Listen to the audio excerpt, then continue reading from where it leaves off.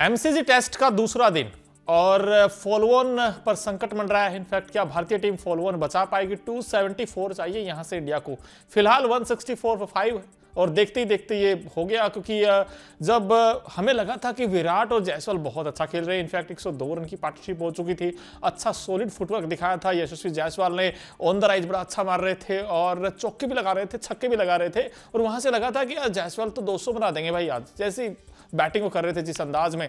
दूसरे एंड पर विराट बड़े कूल काम एंड कंपोज लग रहे थे। विराट ने इंप्रूव भी किया था कि भाई of side the off stump, जो ऑफ स्टंप की गेंदें बाहर की तरफ वाली गेंदें उनको नहीं छेड़ूंगा, और आज हुआ भी कुछ ऐसा ही। उन्होंने मोस्ट ऑफ द गेंद्स आज छोड़ते रहे और एक वक्त ऐसा लगा था कि भाई इंडिया इस टेस्ट में कहते ना ईंट का जवाब पत्थर से देगा, बट देखते ही देखते पहले जायसवाल मिसअंडरस्टैंडिंग, हालांकि जायसवाल का ही कॉल था जब वो रन आउट हुए, और अगर विराट भागते भी तब भी विराट विकेट कीपिंग वाले छोर तक नहीं पहुंच पाते, फिर विराट आउट होते।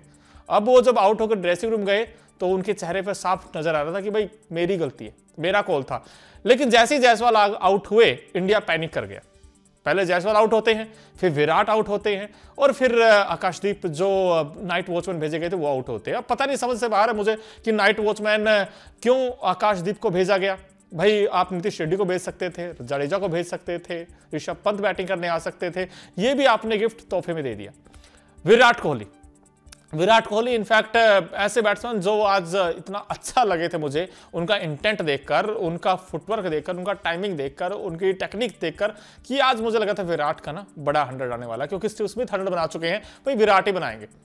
लेकिन नहीं, विराट कोहली को एक ऐसी गेंद पड़ती है स्कॉट बोलैंड की, और स्कॉट बोलैंड की खास बात यही है कि अगर आप उनके पास शायद उतनी गति ना हो, लेकिन जो टप्पा वो डालते हैं, जो सीम पोजीशन होता है वो बड़े कमाल का होता है। और विराट कोहली को जो गेंद पड़ी थी वाकई बहुत ही गजब की गेंद थी और अनप्लेएबल डिलीवरी आप कह सकते हैं कि विराट कोहली को समझ ही नहीं आया कि क्या करना था, और उसके बाद एज लगा और लेग्स कैरी ने शानदार कैच पकड़ा। लेकिन अगर आप इस दिन की बात करेंगे, सेकंड डे में हुआ क्या क्या, भाई ऑस्ट्रेलिया बहुत अच्छा खेला, कमाल कर दिया ऑस्ट्रेलिया ने। कल 311 पर 6 था और जैसे आज खेलने आया ऑस्ट्रेलिया ने बिंदास क्रिकेट खेला और यहां से ऑस्ट्रेलिया ने दमखम दिखाया, और ऑस्ट्रेलिया करते करते वहां से अगर देखा जाए तो ऑस्ट्रेलिया के जो बैटिंग में जो डेप्थ नजर आई वो कमाल की थी। भाई एलेक्स कैरी 31 बनाए थे, कमिंस ने 49 बना दिया, कमाल की बैटिंग तो ये कर गई।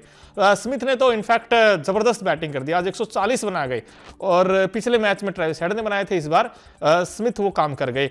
उसके बाद मिचेल स्टार्क 15 बनाते हैं, कुल मिलाकर 474 बनाता है ऑस्ट्रेलिया फर्स्ट इनिंग में।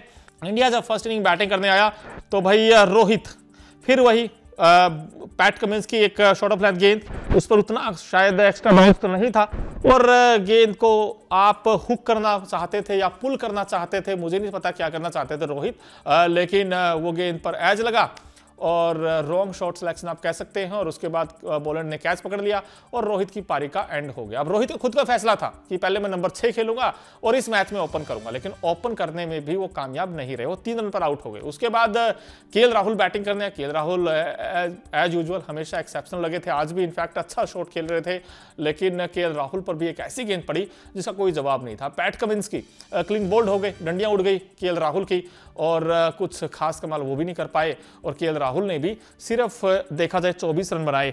अब केएल राहुल जब आउट हुए तो इंडिया को बहुत बड़ा नुकसान हुआ था, क्योंकि दूसरा विकेट 51 पर गिर गया था, और केएल राहुल भी यार खास कमाल नहीं कर पाए, 42 गेंदों पे 24 बनाए, 3 चौके लगाए।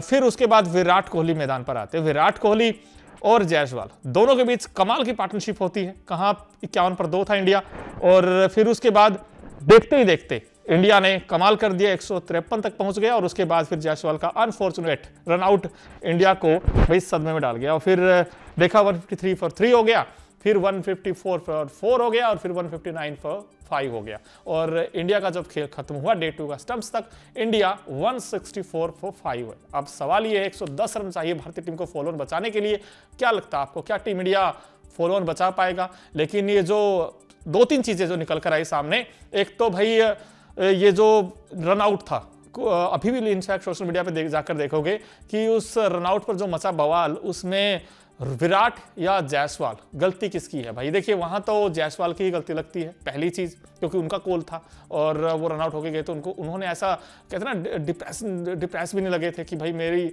किसी और की वजह से आउट हुआ हूं, विराट की वजह से, वो खुद ही कह रहे कि मैं अपनी वजह से आउट हुआ था।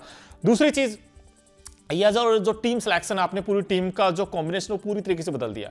केएल राहुल एक इकलौते ऐसे बैट्समैन थे जो अच्छा कर रहे थे, ओपन अगर आप उनसे करवाते तो मे भी अच्छा होता रिजल्ट्स। और वैसे बाय द वे आपको बता दो, जायसवाल हाईएस्ट रन गेटर बन गए इस सीरीज में जैसा वो खेले। तो यहाँ पर देखा जाए तो वो इंडिया ने भी अच्छा खेला, ऐसा नहीं कि इंडिया ने खराब खेला थर्ड सेशन, लेकिन जो लास्ट के 3-4 ओवर थे उसमें शानदार कमबैक किया ऑस्ट्रेलिया की टीम ने।